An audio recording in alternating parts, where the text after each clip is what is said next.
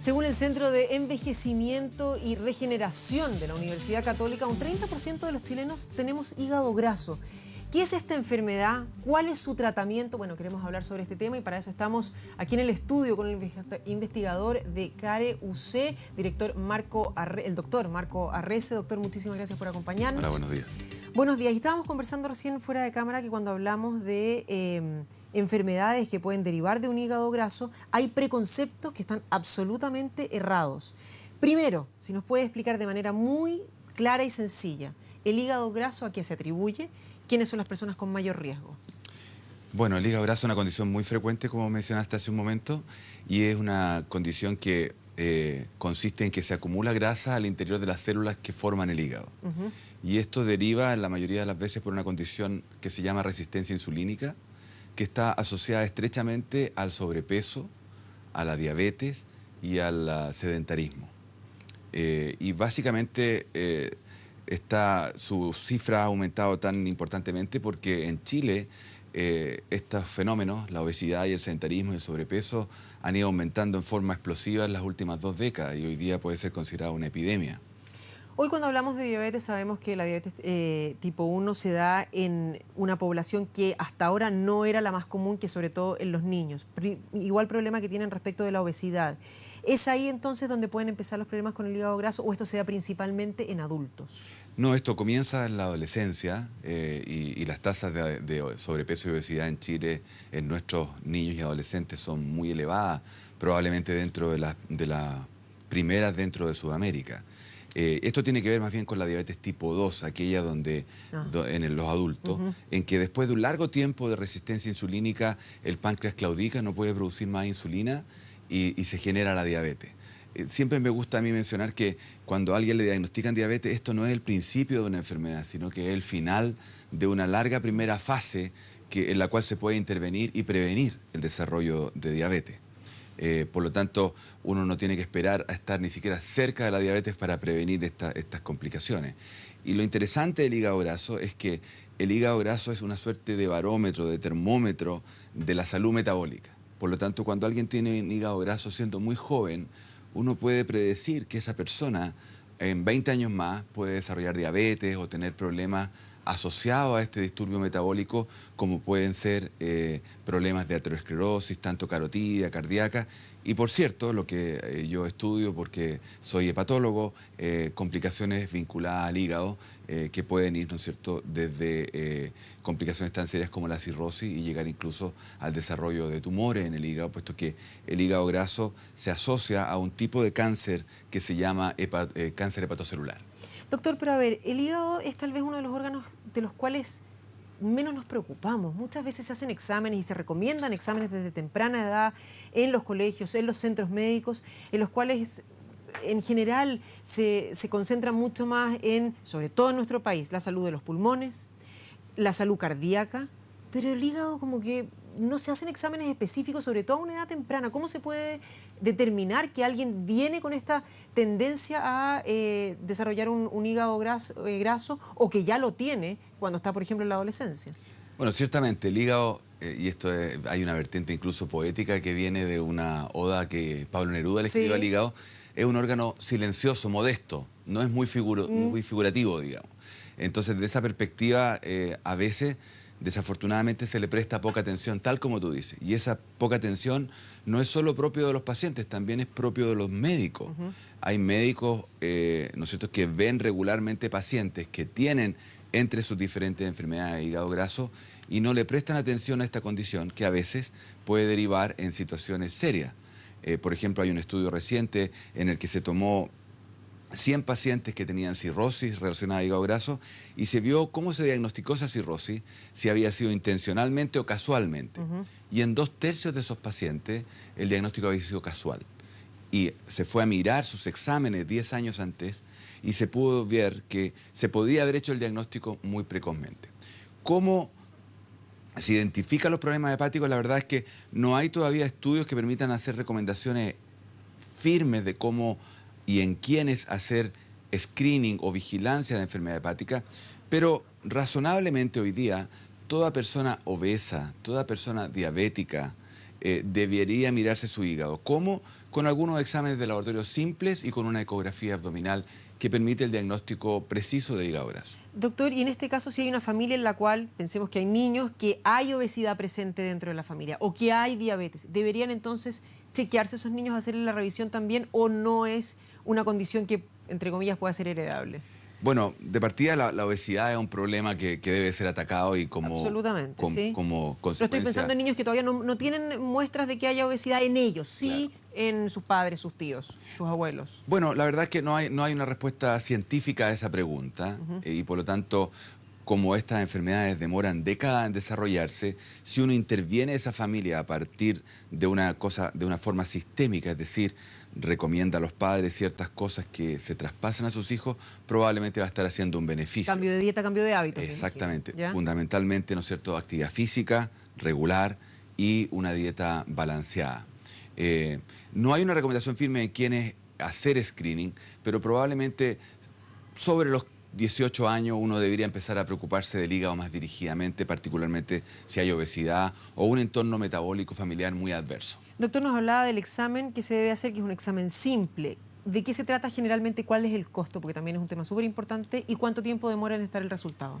Correcto. Dentro de los exámenes de laboratorio que se usan para observar la salud hepática, por decirlo de alguna manera, está una colección de exámenes que nosotros llamamos técnicamente prueba hepática y que es un examen de laboratorio simple, barato, accesible y que ya gruesamente puede separar a aquellos individuos que tienen su hígado potencialmente enfermo cuando estos exámenes están alterados o relativamente sanos. Sin embargo, hay personas que aún teniendo exámenes de laboratorio normales pueden tener una enfermedad hepática significativa. Esto se da más en la adultez, después de los 40, 50 años, cuando ha habido un largo tiempo de obesidad, sedentarismo y disturbio metabólico, por decirlo así. Entonces, los exámenes de laboratorio es una buena manera de censar si el hígado está sano. La ecografía abdominal nos permite tener información más fina, fundamentalmente saber si el paciente tiene hígado graso y si su hígado está alterado estructuralmente, que es lo que es indicativo de la cirrosis, ¿no es cierto? Cuando el hígado está enfermo después de mucho tiempo, el hígado se altera y uno puede detectarlo en exámenes de imágenes. Dicho eso, estos exámenes son bastante sensibles, pero no del todo específicos, es decir, hay personas que pueden tener normales y aún así tener enfermedad hepática y son útiles más bien para una forma gruesa. Todo enfermo que tenga una alteración por estos exámenes, llamémoslo así, de tamizaje o screening, debería ser evaluado con más cuidado para valorar exactamente cuál es la magnitud y grado de la enfermedad del hígado. Doctor, muchas veces somos, no sé si en el resto de los países sea lo mismo, pero somos medios miedosos, medios cobardes. ¿Para qué me voy a hacer exámenes si igual voy bien como voy, a mí no me duele nada, funciono y seguro que si voy algo me van a encontrar? Esa es la típica frase que decimos en general todos. En este caso, cuando la gente le da la alteración en estos exámenes, ¿cuál es la terapia? Porque hay veces que por miedo a esta terapia es que ya ni siquiera se parte haciendo el primer examen. Claro, la medicina preventiva, ¿verdad? Claro, lo primero, ¿no es cierto?, es que esta es una enfermedad vinculada a nuestro tiempo, vinculada al sedentarismo, vinculada a la obesidad y lo más importante es prevenirla. Una vez que se detecta una enfermedad y se evalúa, el tratamiento es simple pero complejo, me gusta decir a mí. Simple porque uno le tiene que recomendar al paciente dieta y ejercicio, pero es complejo en su implementación. Una consulta breve de 10, 15, 20 minutos es difícil cambiar una conducta que un paciente tiene por 20 o 30 años y establecer programas multidisciplinarios que ayuden, le lleven de la mano al paciente, eso es caro y difícil de implementar. Por lo tanto, en el origen de los tiempos, es decir, al principio, lo más importante es educar sobre esos temas. Si tú piensas, nuestros niños hoy día gastan mucho tiempo frente al computador, frente a los juegos de video, y eso tiene una consecuencia importante. Ya los niños juegan mucho menos en las plazas, juegan mucho menos a la pelota o en el deporte, y eso tiene una consecuencia que nosotros ya estamos viendo como médicos en adolescentes, adultos jóvenes y adultos mayores. Una vez que se valora el hígado graso en particular y se establece cuán serio es, muchas veces la terapia va a ser solamente el cambio de estilo de vida, pero en pacientes seleccionados en que su enfermedad tiene un grado de avance mayor, a veces hay algunos medicamentos que emplear, y lo más importante es que cuando uno establece que ya llegamos un poco tarde y el hígado tiene ya cirrosis, hay que hacer una evaluación médica más bien exhaustiva para valorar si hay complicaciones y decidir que ese paciente requiere un seguimiento regular para valorar la aparición de complicaciones tan serias como el tumor hepático o otras complicaciones de la cirrosis misma. Ya, pero son varios pasos entonces hasta llegar a un diagnóstico que sea lapidario y que pueda llevar a... Varios pasos. Lo bueno de esta enfermedad es que toma mucho tiempo. El problema, cuando uno mira el hígado graso, hay dos poblaciones. Una población que tiene lo que se llama un hígado graso simple y una población que tiene lo que se llama esteatohepatitis no alcohólica. Y es un desafío para el doctor, cuando tiene al paciente enfrente, saber a qué población pertenece este paciente. ¿Ya? Aquellos pacientes que tienen esteatohepatitis no alcohólica son los que están en riesgo de desarrollar cirrosis. Desafortunadamente no tenemos hoy día fármacos muy efectivos para eso. Hay, sin embargo, porque la población afectada es tan grande, esfuerzos de la ciencia y de las compañías farmacéuticas en desarrollar nuevos fármacos, y ya hay al menos por lo menos 10, 12 fármacos en desarrollo para esto, y como los fármacos cuando se desarrollan pasan por varias fases, hay 2 o 3 que ya están como en las fases más avanzadas de su desarrollo y que están siendo hoy día en el mundo testeados en poblaciones con esta condición. Nosotros en la Universidad Católica estamos, de hecho, participando en algunos de estos estudios internacionales donde ciertos pacientes, aquellos que tienen las enfermedades más serias, son candidatos a ser tratados con estos medicamentos, evaluar su eficacia y, por cierto, su seguridad. Aunque cuando los estudios llegan a la fase avanzada de las que nosotros participamos, en general la seguridad de los fármacos ya está bien testeada en un número significativo de pacientes. Era lo que le quería preguntar, doctor. A nivel internacional, ¿dónde está nuestro país respecto del desarrollo de las nuevas tecnologías para tratar estas enfermedades? Y estoy hablando de las que se derivan, diabetes en este caso, cirrosis, como nos decía. ¿Y qué tan accesibles son estos fármacos? Porque muchas veces cuando están en etapa de desarrollo y finalmente son aprobados, llegan a un precio muy, pero muy alto. Eso es cierto. Nosotros en Chile la medicina tiene en general un nivel muy avanzado, pero desafortunadamente hay brechas, ¿no es cierto?, que están vinculadas a la cuestión social de nuestro país, donde el acceso a las cosas no es universal, desafortunadamente. Y en el caso de la diabetes, por ejemplo, hoy día en nuestro mercado, por decirlo así, están disponibles todas las herramientas para tratar diabetes al más alto nivel, pero desafortunadamente no todos los pacientes pueden acceder a los últimos fármacos y todo. Y toma tiempo, sin duda que toma tiempo, y la legislación en nuestro país, en términos, incluso en los seguros privados, para acceder a los fármacos es muy limitada. Y eso lo vemos no solo en el hígado graso, lo vemos también en otras drogas que tienen que ver con la hepatitis C, por ejemplo, o con el cáncer.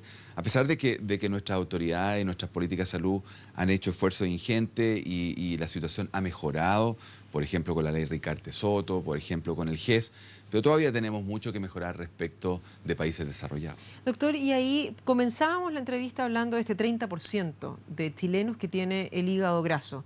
Cuando nos comparamos con, y que nos encanta, con otras naciones de la OCDE o con otras naciones que son desarrolladas, porque generalmente patologías como la obesidad, el sedentarismo son de naciones desarrolladas, son problemas ya de economías más consolidadas. En ese caso, ¿cómo estamos respecto del resto de los países con los cuales nos podemos comparar, que tienen situaciones similares a las nuestras?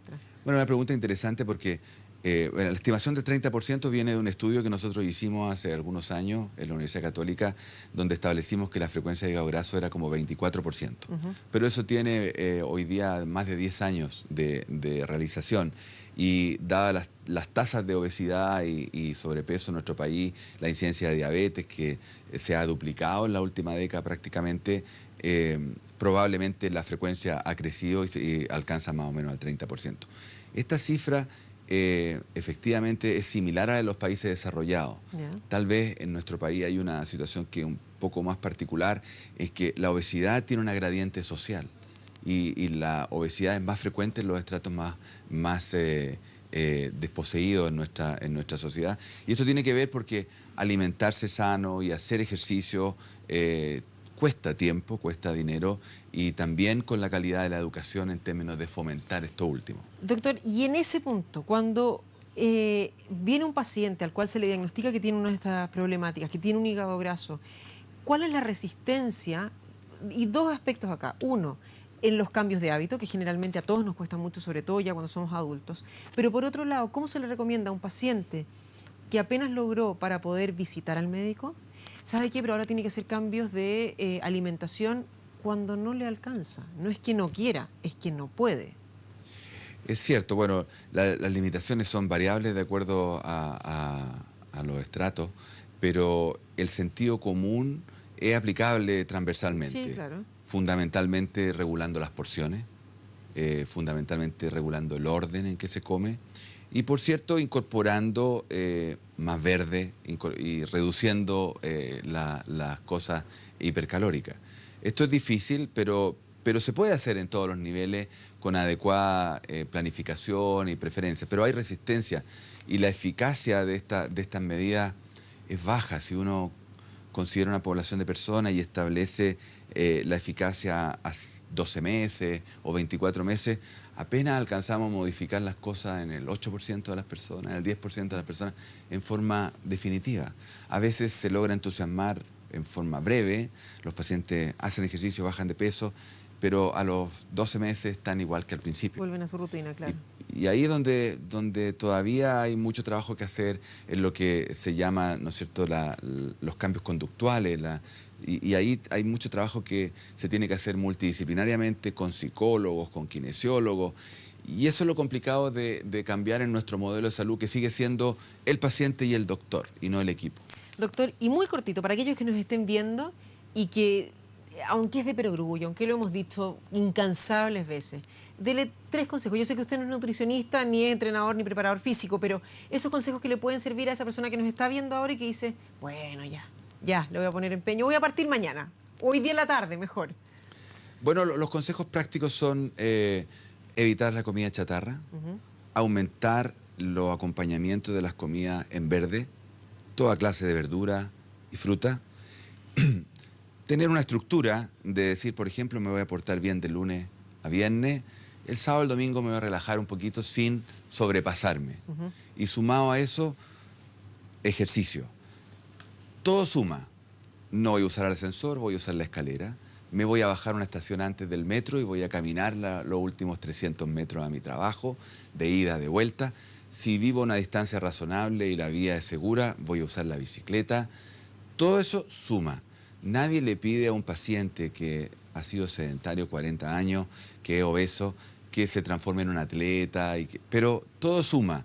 Y la verdad es que los estudios indican que si una persona logra reducir un 10% de su peso corporal y hacer ejercicio regular, muchas de estas cosas mejoran notablemente, y si un paciente tiene riesgo de diabetes, su riesgo de diabetes se reduce a más de la mitad. Entonces, lo único que uno puede recomendar es eduquemos a nuestra familia. Si el papá es gordito, bueno, la mamá y los hijos tienen que acompañarlo en este hábito saludable, y eso tiene que multiplicarse lo más posible en nuestra población. Doctor Arrese, muchísimas gracias por haber conversado con nosotros. Muchas gracias por darme la muy bien. oportunidad de trabajar acá. Muy buen Gracias. día.